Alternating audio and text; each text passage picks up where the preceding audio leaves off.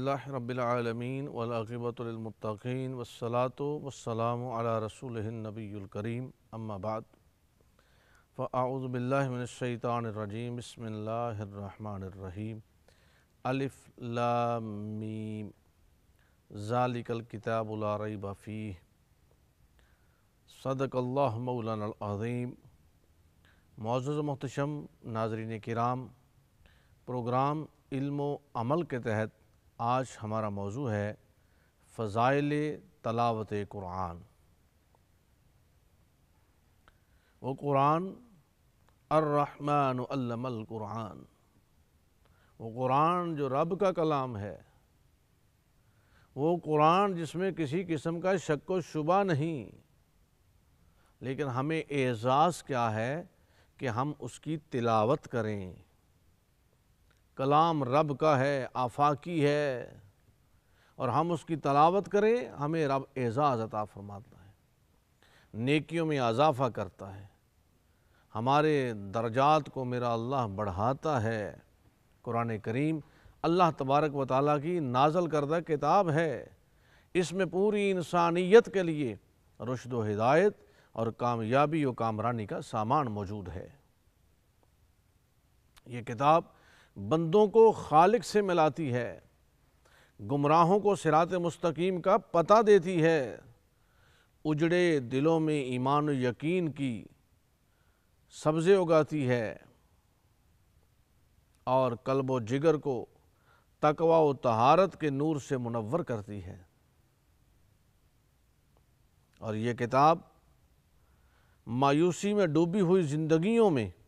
امید و آس کی شمع روشن کرتی ہے، روحانی اور جسمانی امراض کا صفایا کرتی ہے۔ فرمایا مومنین کے لیے رحمت ہے، شفا ہے، پریشانیوں کو دور کرتی ہے، اور اس کے علاوہ نہ جانے کتنی صفات کئی حامل یہ کتاب کہ اس سے جڑ جاؤ، بس تلاوت کر کے دیکھو، اس کو پڑھ کے دیکھو، ضروری نہیں آپ کو ترجمہ نہیں آتا، کوئی بات نہیں،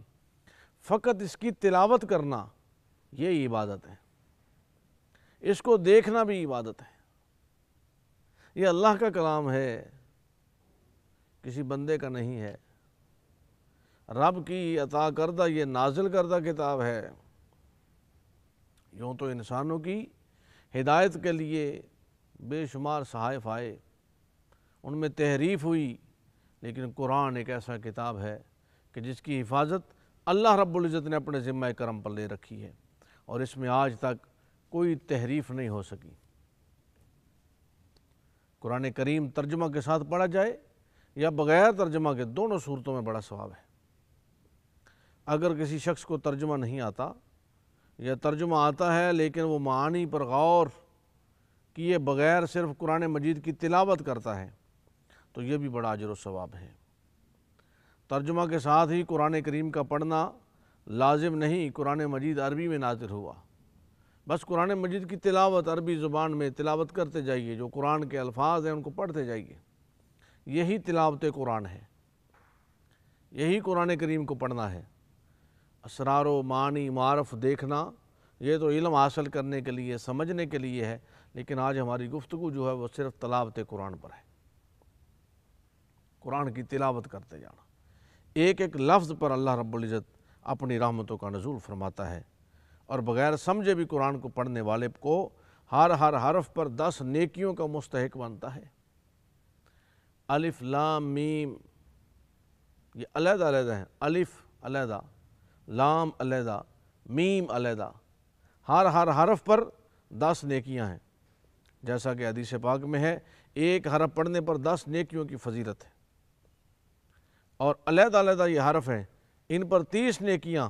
ایک لفظ پہ ملتی ہیں، درجے بلند ہوتے ہیں، گناہوں کو مٹایا جاتا ہے،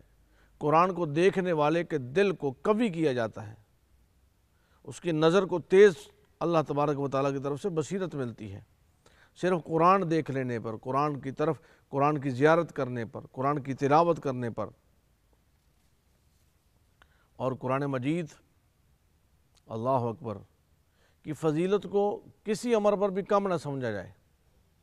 یہ آیتیں پڑھوں گا تو زیادہ فضیلت ہے، وہ تو احادیث میں آیا ہے، سورہ یاسین کی تلاوت کا اپنا درجہ ہے، سورہ اخلاص کا اپنا ہے، لیکن آپ ان تمام چیزوں کو چھوڑیں، فقط تلاوت کرتے جائیں، قرآن مجید پڑھتے جائیں، اور جو قرآن سے محبت نہیں کرتا قرآن اس کے قریب نہیں آتا، قرآن اس کو اپنا حسن دیتا ہی نہیں، چاشنی دیتا ہی نہیں، نور دیتا ہی نہیں۔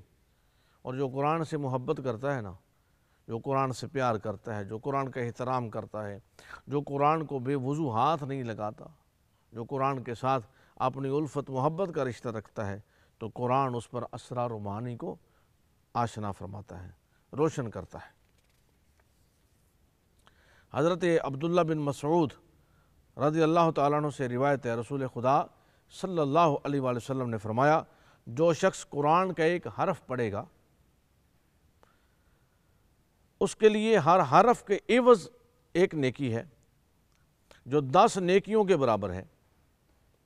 یعنی قرآن کے ہر حرف کے عوض 10 نیکیاں ملتی ہیں۔ اور میں یہ نہیں کہتا کہ سارا الف لام میم ایک حرف ہے، حضور فرما رہے ہیں، بلکہ الف ایک حرف ہے،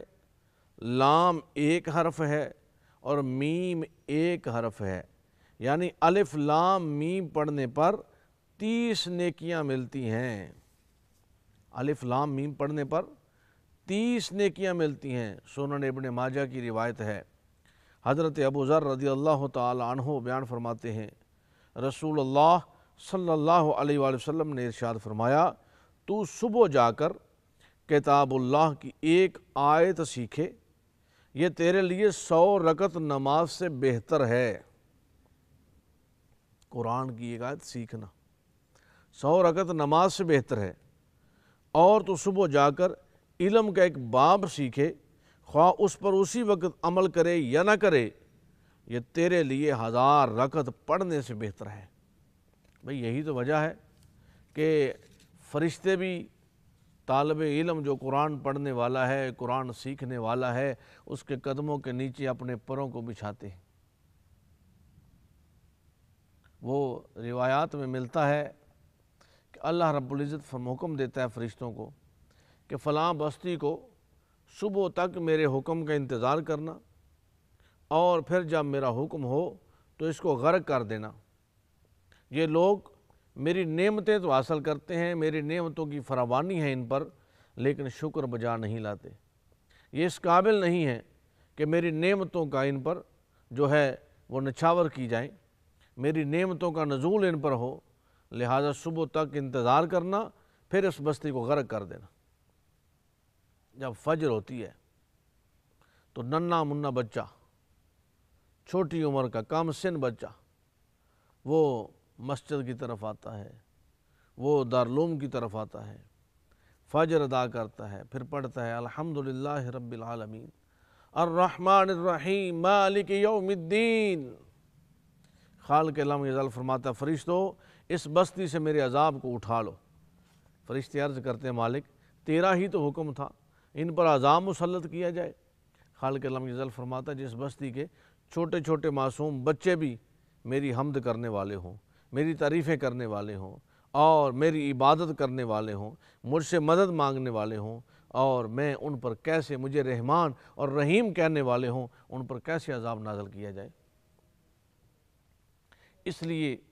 تلاوت قرآن لازم ہے۔ میں اس کے لیے ایک سادہ سی مثال پیش کرتا ہوں۔ یہ یوں سمجھیے کہ وہ ایک خاتون تھی بڑھیا، تو وہ ان پڑھ تھی، اس کو پڑھنا لکھنا نہیں آتا تھا۔ اس کا بیٹا بیرون ملک چلا جاتا ہے اور وہاں سے جا کر منی آرڈر بھیجتا ہے، اور وہ اب اس کو پڑھنا تو آتا نہیں کہ یہ منی آرڈر ہے، اس میں رقم ہے، میں وصول کروں گی یا کہاں سے کروں گی نہ کروں گی۔ وہ بس یہ دیکھتی ہے کہ میرے بیٹے کا یہ پیغام ہے، میرے بیٹے کا سرنامہ ہے، اس کا یہ مجھے پیغام آیا ہے، خط آیا ہے، وہ اس کو چومتی ہے اور رکھ لیتی ہے۔ اب وہ منی آرڈروں کا ڈھیر لگتا گیا، ہر مہینے منی آرڈر آتا اور بڑھیا اس کو سنبھال کے رکھ لیتی۔ اللہ اکبر۔ بڑھیا کا انتقال ہو گیا، غربت میں، افلاس میں، تنگ دستی میں رہی اور منی آرڈروں کو سنبھالتی رہی، اور اسی حال میں اس کا انتقال ہو گیا۔ جب انتقال ہوا تو بعد میں اس کے سامان کی تلاشی لی گئی، سامان کو دیکھا گیا تو اس میں دیکھا کہ منی آرڈروں کا ڈھیر لگا پڑا ہے، اور بڑھیا تو 1 روپیہ بھی نہ وصول کر سکی، جس کے لیے اس کا بیٹا بھیجتا رہا، اور وہ بڑھیا تو انتقال کر گئی بھوک میں، افلاس میں، تنگ دستی میں، مصیبت میں، غربت میں۔ اب وہ منی آرڈروں کا ڈھیر لگا پڑا ہے، اب اس کے کس کام کا؟ بس یوں ہی سمجھیے کہ یہ قرآن بھی ہمارے لیے اسی طرح ہے کہ ہم اس پر غلاف چڑھا کر اس کو بالائے طاق رکھ دیتے ہیں، حالانکہ ہمیں حکم ہے کہ اس کی تلاوت ہم کریں، ہر روز اس کو پڑھیں، اس میں دیکھیں کہ قرآن نے ہمارے لیے کیا بخشش و مغفرت کا پیغام ہے، اللہ رب العزت کا پیغام ہے، اللہ رب العزت اپنے بندوں سے کیا تقاضے چاہتا ہے، اللہ رب العزت اپنے بندوں پہ کیا رحمت فرمانا چاہتا ہے۔ اور پھر یہ دیکھیں دنیا داری کا بھی اسلوب ہے کہ جس سے آپ محبت کرتے ہیں اس کی باتوں کو بار بار دہراتے ہیں، جس سے آپ محبت کرتے ہیں اپنے شیخ کی جو لکھی ہوئی تصانیف ہیں بار بار ان کو پڑھتے ہیں، شاگرد اپنے اساتذہ کی تصانیف کا مطالعہ کرتے ہیں، اور جو جس سے محبت کرتا ہے، وہ جس کو رول ماڈل جانتا ہے، جس کو فالو کرنا چاہتا ہے، اس کی تصانیف کو دیکھتا ہے۔ اب قرآن مجید رب کا کلام ہے، ہم اللہ کے بندے ہیں، ہم قرآن کی تلاوت کیوں نہ کریں؟ اور تلاوت قرآن اگر رقت قلبی کے ساتھ کی جائے یا رقت قلبی کے ساتھ سنی جائے، امیر المومنین حضرت جناب سیدنا عمر فاروق رضی اللہ تعالیٰ عنہ کا دور مبارک ہے، اور ایک شخص ایک چوک میں کھڑا ہوتا ہے اور ایک عورت کو دعوت گناہ دیتا ہے، کہتا ہے میں تم پر فریفتہ ہوں۔ اس نے کہا ایسا کرو کہ 40 دن کے لیے عمر فاروق کے پیچھے نماز پڑھو، اور اس کے بعد میں 40ویں دن یہاں انتظار کروں گی تمہارا۔ اب وہ شخص 40 دن جناب فاروق اعظم کی اقتداء میں نمازیں پڑھتا ہے، قرآن کی تلاوت کسی عام زبان سے نہیں سنتا، زبان فاروق اعظم سے سنتا ہے۔ وہ کس رقت قلبی سے عمر فاروق تلاوت فرماتے ہوں گے کہ جن کی زبان بھی وہی تھی، اور رب کا خوف بھی ہے، گریہ بھی ہے، زاری بھی ہے، اور رب کی بارگاہ بھی ہے۔ 40ویں دن جب وہ شخص اس راستے سے گزر رہا تھا تو اسی چوک میں وہ خاتون کھڑی ہے، لیکن یہ نظریں جھکا کے جا رہا ہے، گری ہوئی نظروں سے، نیچی نظروں سے جا رہا ہے۔ اس عورت نے آواز دی، او جانے والے نوجوان، میں تمہارا انتظار کر رہی ہوں، حسب وعدہ میں کھڑی ہوں۔ وہ کہتا ہے خاتون اب میں تمہیں نہیں دیکھوں گا، اب میں کسی کو دیکھنے کے قابل نہیں رہا، میں نے 40 دن عمر فاروق کی زبان سے قرآن سنا ہے، میں نے 40 دن تلاوت قرآن عمر فاروق کی زبان سے سنی ہے، اب وہ مجھ پر اثر ہو چکا ہے۔ تو تلاوت قرآن کا اتنا بڑا اثر ہے کہ اگر فاروق اعظم تلاوت قرآن سن لیں، مارنے پیٹنے کے بعد پھر بھی جو دل ہے اس طرف بڑھتا ہے، کیونکہ تلاوت قرآن سن چکے ہیں اور ایمان کی دولت نصیب ہوتی ہے۔ ناظرین کرام، آج ہمارے ہاں ہمارے گھروں میں کیوں پریشانیاں ہیں، بے برکتی کیوں ہے، طرح طرح کے مسائل میں ہم کیوں شکار ہیں؟ ہم نے قرآن کو پڑھنا چھوڑ دیا، ہم نے قرآن سے محبت کرنا چھوڑ دیا۔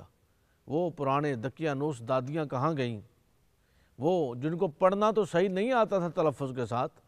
لیکن وہ قرآن سے محبت کرتی تھی۔ وہ بزرگ کہاں گئے کہ جن کو پڑھنا تو نہیں آتا تھا، لیکن وہ قرآن سامنے رکھ کر قرآن کی زیارت تو کرتے تھے، قرآن کی تلاوت تو کرتے،